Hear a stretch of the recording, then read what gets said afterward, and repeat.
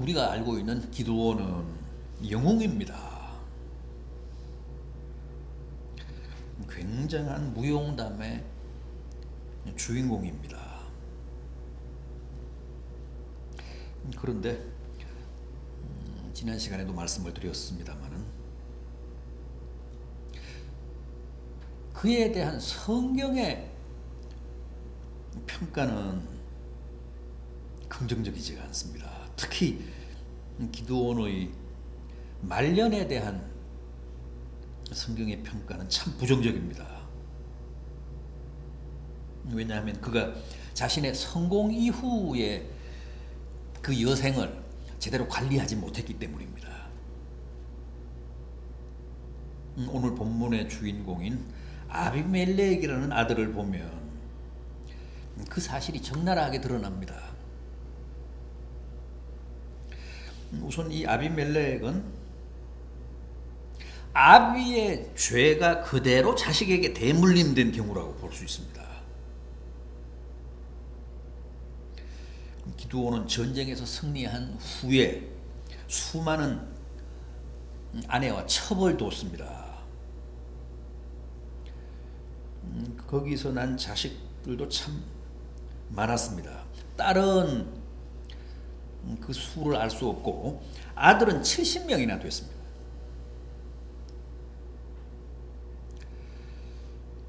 기드온은 또 자신의 권력을 이용해서 막대한 부를 축적했습니다. 쉽게 말하면 부정해서 치부를 많이 했다는 겁니다.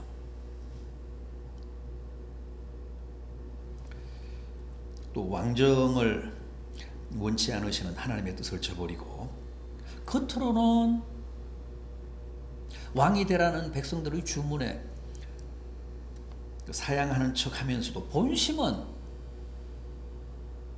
왕에 대한 미련이 많았습니다.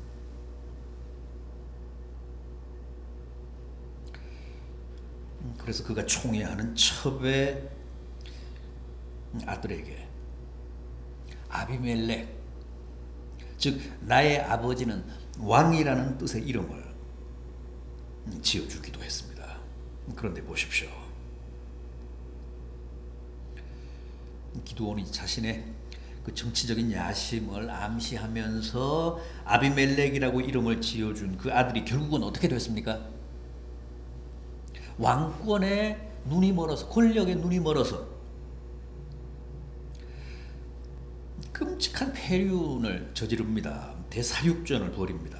자기 형제 70명을 한자리에 모아놓고 다 죽입니다.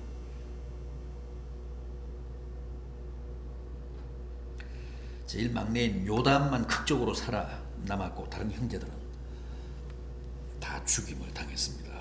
그리고 자기가 왕이 됩니다.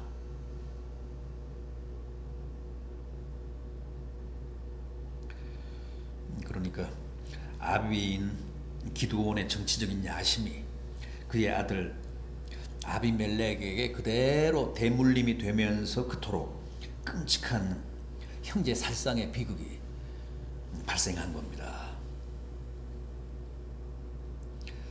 이렇게 죄는 언제나 그 당대로 끝나지 않습니다. 그래서 무섭습니다. 아버지가 경건하면 자식들도 경건하고, 아버지가 거짓말을 하면 자식들도 거짓말을 합니다. 부모가 악하면 자식도 악하고, 부모가 남을 속이면 자식들도 남에게 사기를 칩니다. 우리가 어떻게든 경건하게 살고 정직하게 살고 늘 밝고 건전한 정서로 살아야 하는 이유는 우리 당대보다는 다음 대를 위해서입니다. 우리의 자녀들, 우리의 자손들을 위해서입니다. 기드온을 보십시오.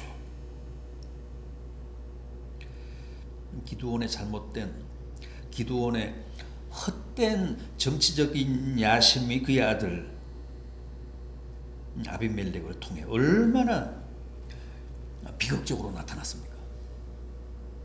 왕이 되겠다고, 지가 왕이 되겠다고 다른 형제 70명을 죽였습니다.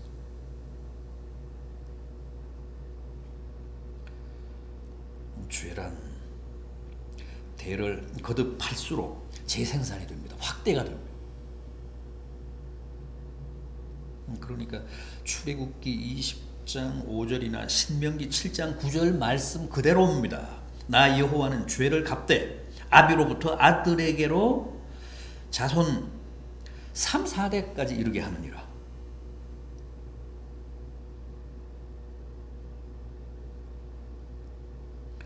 우리는 죄가 아니라 저주가 아니라 반드시 축복을 대물림해야 합니다. 우리의 자녀들, 우리의 후손들로 하여금 하나님의 은혜를 계승하게 해야 합니다. 그러려면 부모나 그 윗대가 잘해야 합니다.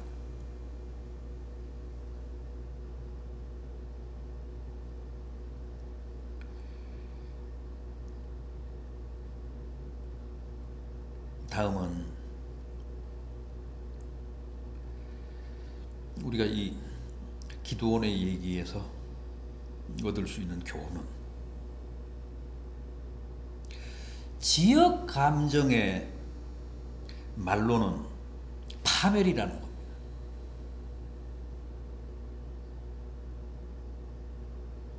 아비의 정서와 야심과 술수를 타고난 아비멜렉이 왕위를 차지하기 위해서 최대한 이용했던 게 바로 세겜이라고 하는 지역 감정이었습니다. 아비멜렉은 세겜 출신입니다. 기드온이 세겜 출신의 첩에게서 얻은 자식이 아비멜렉입니다. 외가가 세겜입니다. 아비멜렉이 그 세겜 사람들, 외가 쪽 사람들을 철저하게 이용해서 왕이 됐습니다. 오늘 우리가 함께 본 본문 사사기 9장 1절 이하를 보십시오. 여룹바알의 아들 아비멜렉이 세겜에 가서 그의 어머니의 형제에게 이르러 그들과 그의 외조부의 집에 온 가족에게 말하여 이르되 청하노니 너희는 세겜의 모든 사람들의 귀에 말하여 여룹바알의 아들 70명이 다 너희를 다스림과 한 사람이 너희를 다스림이 어느 것이 너희에게 나으냐. 또 나는 너희와 고류김을 기억하라. 이런 호소가 주요했습니다. 지역 감정에 호소하는 말이었기 때문에 썩 잘 먹혔습니다. 세겜의 민심이 전적으로 아비멜렉에게 기운 겁니다. 3절을 보십시오. 그의 어머니 형제들이 그를 위하여 이 모든 말을 세겜의 모든 사람들의 귀에 말하매 그들의 마음이 아비멜렉에게로 기울어서 이르기를 그는 우리 형제라.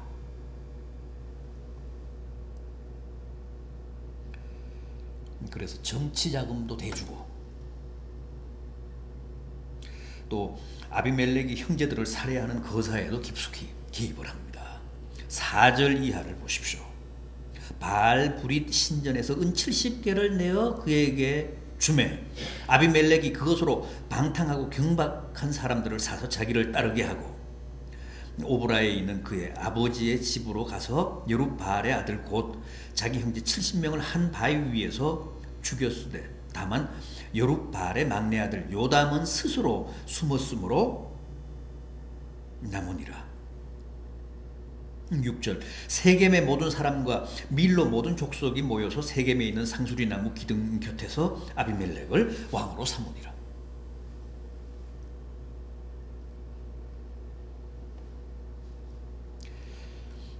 4절에서 방탕하고 경박한 사람들을 샀다는 이야기는 불황자들을 조폭들을 돈 주고 고용했다는 겁니다. 자기 형제들을 살해하기 위해서.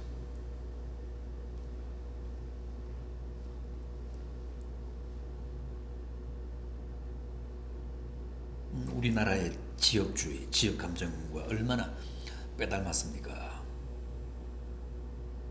우리나라의 정치 풍토와 얼마나 흡사합니까? 그러나 혈연이나 지연이나 학연 같은 인연을 우선시하고 또 그것이 모든 것을 결정하는 사회는 반드시 망합니다. 그런 세력은 반드시 실패합니다.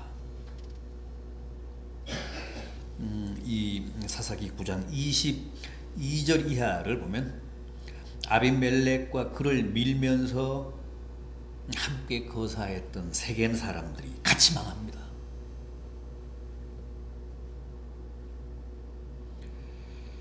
하나님이 그들을 치셔서 그들이 서로 배신하고 자기들끼리 배반하며 함께 망하게 하신 겁니다.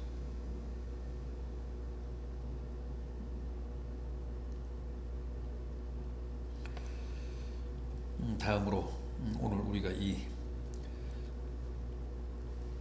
본문을 통해 확인할 수 있는 것은 성도들이 이 세상을 책임지지 못하면 반드시 엉뚱한 사람들이 나타나서 세상을 차지하게 된다는 겁니다. 여러분, 각 시대를 사는 성도들은 반드시 그 시대를 책임져야 합니다. 그 당대를 책임져야 합니다. 빛으로 소금으로 자기가 사는 시대를 감당해야 합니다. 그러니까 각 시대는 그 시대를 사는 그리스도인들의 몫입니다. 그리스도인들이 자기가 사는 시대를 썩지 않게, 어두워지지 않게 잘 지키고 관리해야 합니다. 아비멜렉의 시대를 보십시오. 다른 나무들이 다 제 몫을 사양하니까 엉뚱한 가시나무가 나타나서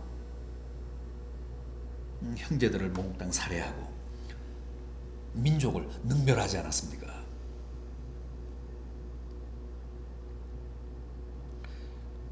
오늘 본문 7절 이하를 보면 아비멜렉의 사륙을 피해서 용케 목숨을 구한 기드온의 막내 아들 요담이 그리심산 꼭대기에 올라가서 천인공노할 아비멜렉의 만행을 고발하는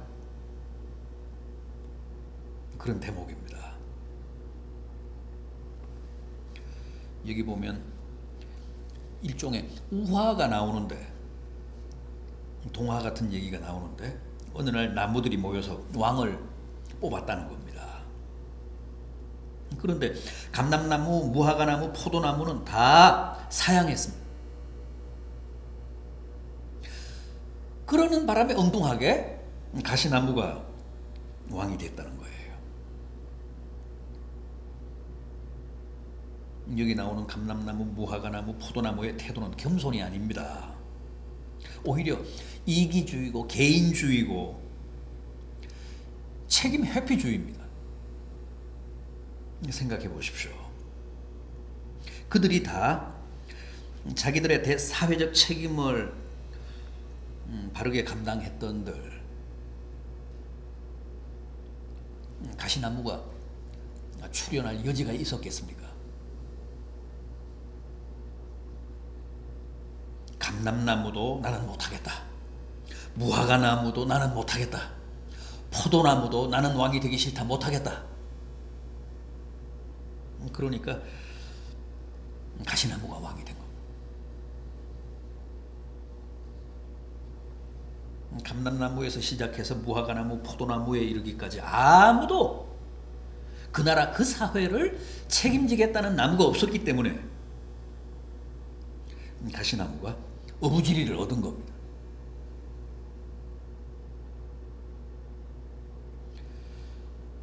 여러분 잘 기억하시기 바랍니다. 한 사회 안에도 감람나무, 포도나무, 무화과나무가 제 몫을 다하지 못하고 자기 책임을 회피하면 반드시 가시나무가 출현합니다.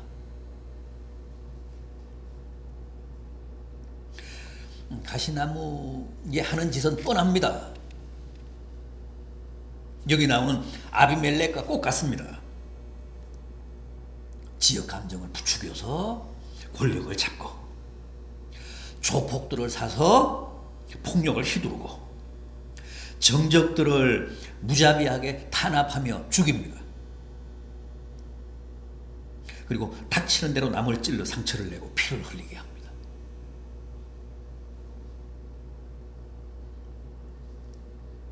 요즘 우리 사회의 문제도 이 가시나무 때문에 많은 사람들이 상해를 입는다는 거 아닙니까? 다음 달이면 총선이 있는데 참 걱정입니다. 국민들이 이 가시나무의 출현을 경계해야 되는데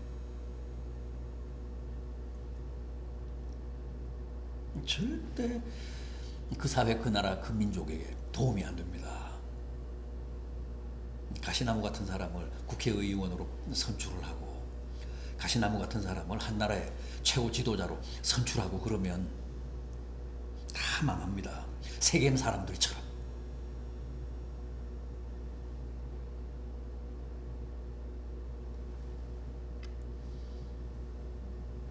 우리 사회도 가시나무들이 너무 많습니다. 그래서 남을 찔러 불행하게 하고 피눈물을 흘리게 하는 가시나무들이 사방에서 활개를 치고 있습니다. 그런데 실은 이게 다 감람나무, 무화과나무, 포도나무 탓입니다. 이런 나무들이 다 제 몫을 회피하고 자기 책임을 다하지 못했기 때문에 세상을 온통 가시나무들이 차지한 겁니다.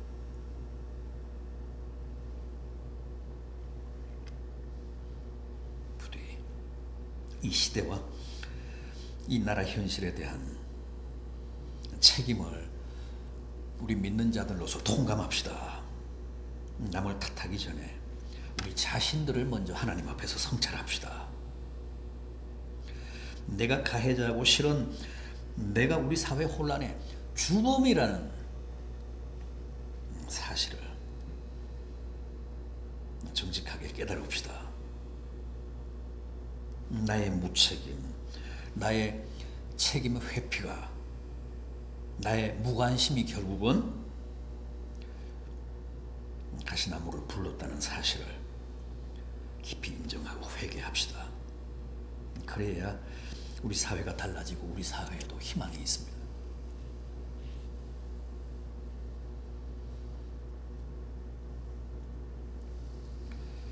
그게 무엇이든 남을 탓하거나 남의 몫이라고 돌리지 않고 내가 감당하고 내가 책임져야 할 내 몫이라고 생각하면서 최선을 다하는, 그래서 이 시대를 내가 힘껏 책임지는 신실한 성도들 되시기를 진심으로 기원합니다.